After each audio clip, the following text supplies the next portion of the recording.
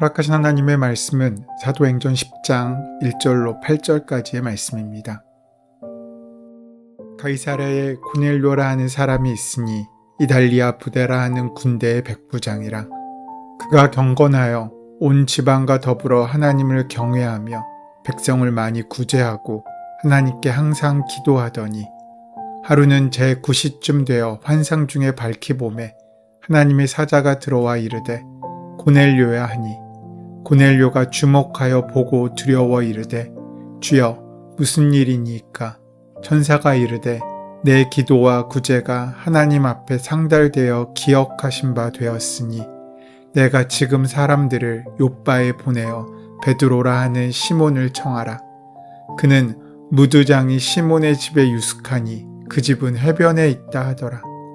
마침 말하던 천사가 떠나매 고넬료가 집안 하인 둘과 부하 가운데 경건한 사람 하나를 불러 이 일을 다 이루고 욥바로 보내니라. 사도행전은 예루살렘에서 시작된 예수님의 복음이 온 유대와 사마리아와 그리고 그 당시 땅끝이라고 여겨졌던 로마에까지 어떻게 전해졌는지에 대한 역사의 기록입니다. 우리가 사도행전을 구조별로 살펴볼 때 사도행전 9장부터 11장까지의 말씀은 복음이 유대인에게서 이방인에게로 향하게 되는 중요한 전환기의 시계에 대한 기록인 것을 알 수 있습니다. 사도행전 9장에는 이방 선교를 위해 바울을 사도로 부르신 이야기가 등장하고 10장에는 한 이방인 고넬료의 가정에 성령이 임한 사건, 그리고 11장에는 이방 선교를 위해 위대한 교회 안디옥이 세워진 이야기가 기록되어 있습니다. 오늘 본문인 사도행전 10장은 이방인 고넬료의 회심 사건을 먼저 증거합니다. 이를 통해 베드로 및 사도들과 예루살렘 교회는 이방인에게도 하나님께서 자신들에게 베푸신 것처럼 생명을 얻는 회개, 즉 구원을 베푸신다는 것을 확인하게 됩니다. 그러면서 본격적으로 이방인을 향한 복음의 사역의 실제적인 은혜가 시작되게 되는 것입니다. 즉, 사도행전 10장은 고넬료 한 사람의 회심사건이라는 의미를 넘어서 땅끝까지 이르러 내 증인이 되라고 말씀하신 사도행전 1장 8절의 주님의 명령에 순종해야 할 사도들과 예루살렘 교회가 종교적인 관습으로 인해 이방인을 향해 가지고 있었던 편견과 담을 허무는 계기가 되었습니다. 그런 의미에서 이방인 고넬료가 베드로를 통해 복음을 듣고 성령님께서 그 가정에 임했다는 것은 굉장히 중요한 사건입니다. 적어도 두 가지 측면에서 그렇습니다. 첫 번째로 이방인에게도 성령이 임한 사건이라는 것입니다. 사도행전 2장을 보면 오순절 마가의 다락방에서 유대인들과 주의 제자들에게 성령이 임하였습니다. 그런데 그것과 똑같이 이번에는 하나님께서 이방인의 가정 고넬료의 집에도 성령을 부어주신다는 것입니다. 이 사건은 유대인들에게 충격이었습니다. 처음에 그들은 이것을 사실로 받아들이고 싶어 하지 않았습니다. 그래서 고넬료의 집에 복음을 전한 사도 베드로를 불러서 이 사실을 확인하고 또 확인했습니다. 그러나 유대인들이 동의하건 동의하지 않든 하나님께서는 유대인과 이방인을 구별하지 않으셨고 이방인의 가정 고넬료의 집에도 똑같이 성령을 부어주셨습니다. 두 번째로 고넬료의 집에 성령님이 임한 사건이 중요한 것은 고넬료의 가정이 로마 복음화의 문을 여는데 귀하게 사용되었기 때문입니다.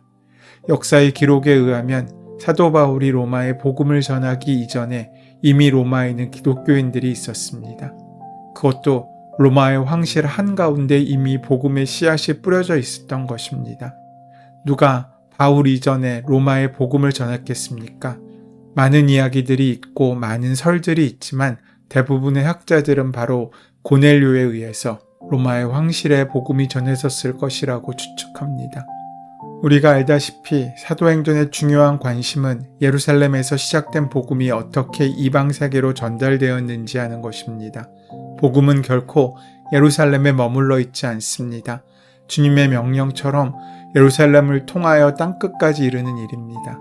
바로 이 일에 그리스도의 십자가 복음이 유대를 벽을 넘어서 이방까지 퍼져나가는 중요한 시점에 하나님께서는 다른 사람들, 특별히 사도나 제자들이 아니라 고넬료와 고넬료의 가정을 사용하신 것입니다. 우리는 오늘 본문을 통해서 그런 고넬료가 어떤 사람인지에 대해서 만나볼 수 있습니다. 본문 1절의 말씀에 가이사라에 고넬료라 하는 사람이 있으니 이달리아 부대라 하는 군대의 백부장이라 라고 말씀하고 있습니다. 여기서 보면 고넬료는 가이사라에 있는 로마의 군인이었습니다. 가이사라는 베드로가 머물고 있는 요빠에서 북으로 약 53km쯤 떨어진 항구 도시입니다. 헤롯 대왕이 로마 황제를 위해 건축한 도시로서 이곳에는 유대 지역을 다스리는 로마의 총독 관저가 있었고 로마 소속의 군대뿐만 아니라 많은 이방인들도 거주하고 있었습니다. 그런데 오늘 본문은 특별히 그가 보통 부대가 아닌 이달리아 부대라고 불리는 군대의 백부장이라고 기록하고 있습니다. 그 당시 로마 군대는 나라를 확장해 나갈 때 많은 군인들이 필요했습니다. 그래서 대부분은 이달리아 사람들과 여러 점령지에서 모집한 이민족들로 군대를 조직했다고 합니다. 그런데 유독 이달리아 본토 출신의 사람으로만 구성된 정예 부대가 있었는데 그 부대가 바로 이달리아 부대입니다. 이 부대는 황제의 직할 부대로 주로 황제의 경호를 맡은 특수 부대로 알려져 있습니다. 고넬료는 바로 그 정예 요원으로 구성된 이달리아 부대의 백부장이었습니다. 그는 로마의 귀족이었고 가이사라에서 아주 중요한 인물이었던 것입니다.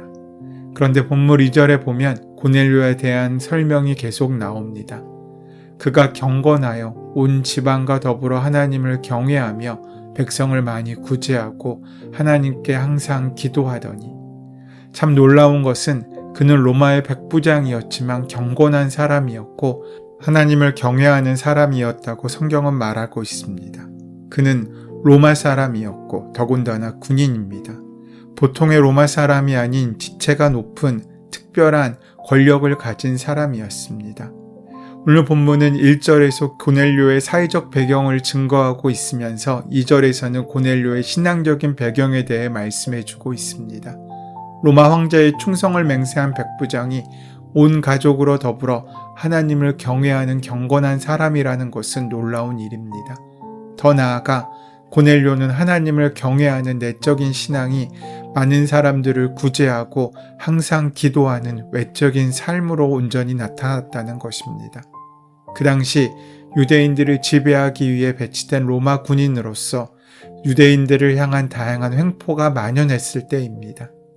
오히려 유대인들을 향해 구제한다는 것은 유대인들과 같이 하나님께 항상 기도한다는 것은 결코 쉬운 행동과 결단이 아니었을 것입니다. 동료 백부장들은 어리석은 행동이라며 고넬료를 비난했을 것이며 나라를 빼앗긴 유대인들에게는 로마 군대 장교가 베푸는 선행의 의도를 의심하며 곱지 않은 시선으로 바라봤을 것입니다.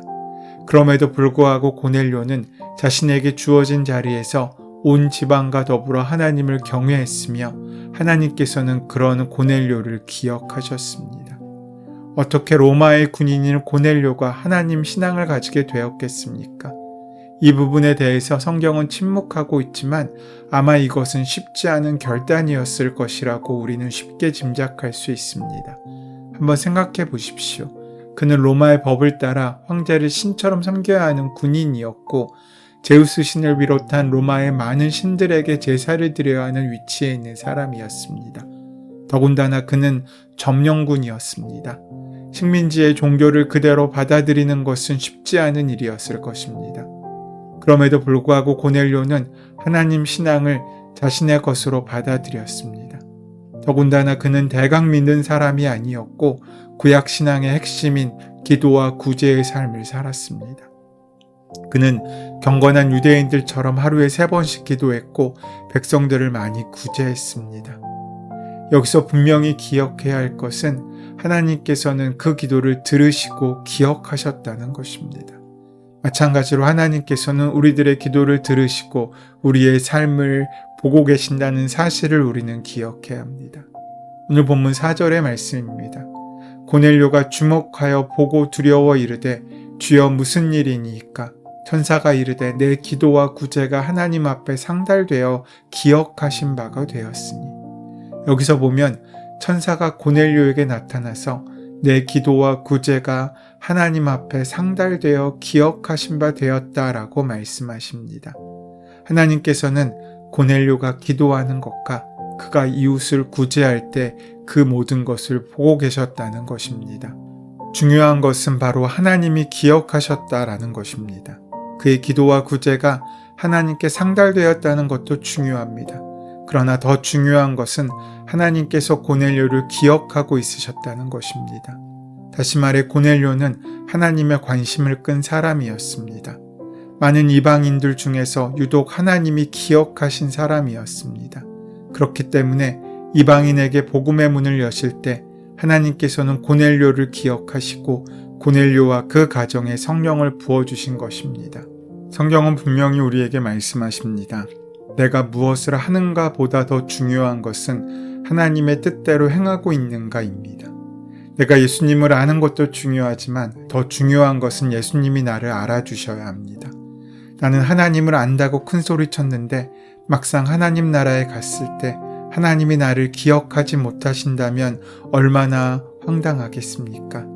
그렇기 때문에 우리의 신앙의 기준은 분명합니다. 하나님이 정말로 나를 기억하고 있으신가 하는 것입니다. 다른 사람이 알아주는가도 물론 중요하지만 신앙의 기준은 하나님이 기억하시는 것입니다. 그렇기 때문에 오늘 우리의 믿음의 기준은 하나님이 알아주시는 것이어야 합니다. 고넬료가 복된 사람인 것은 그는 하나님의 뜻대로 살았고 그런 그의 삶을 하나님께서 기억하셨다는 것입니다. 하나님께서 그를 알아주셨습니다. 그의 기도가 상달되게 하셨고 그의 구제를 하나님께서 기억하고 계셨습니다.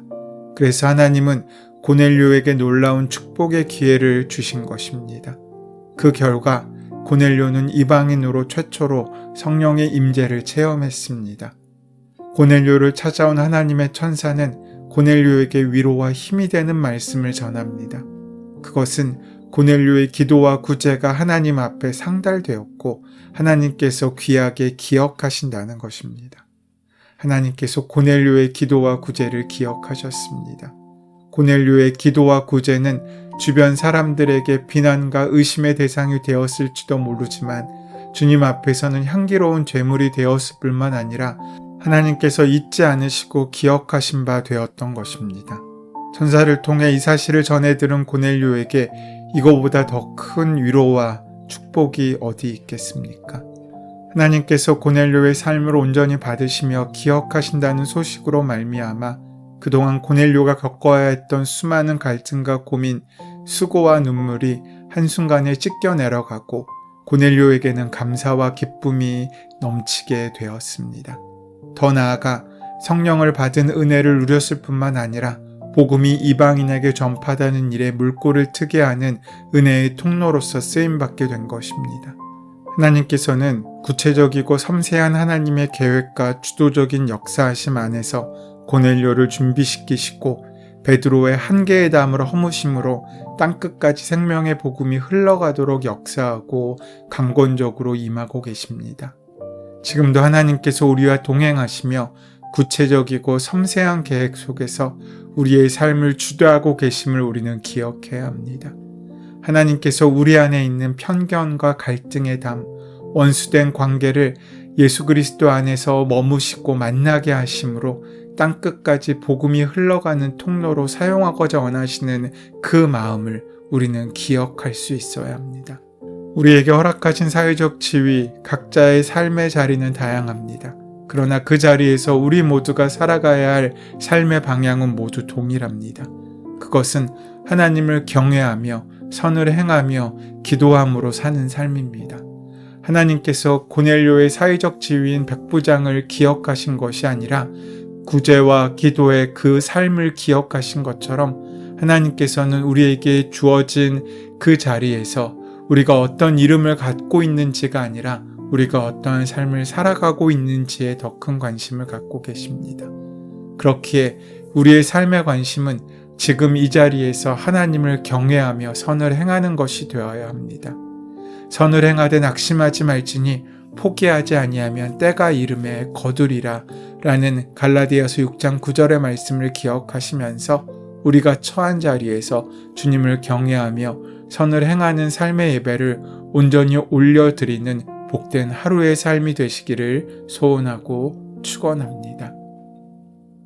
은혜의 주님, 눈에 보이는 것이 전부가 아님을 알면서도 작은 눈에 보이는 것만 고집하며 붙잡혀 살아가는 우리의 인생 가운데 함께하여 주시어서 하나님의 은혜로 말미암아 주의 귀한 소망의 삶을 살아가는 복된 은혜를 경험할 수 있도록 채우시고 함께하여 주시옵소서. 예수님의 이름으로 기도드립니다.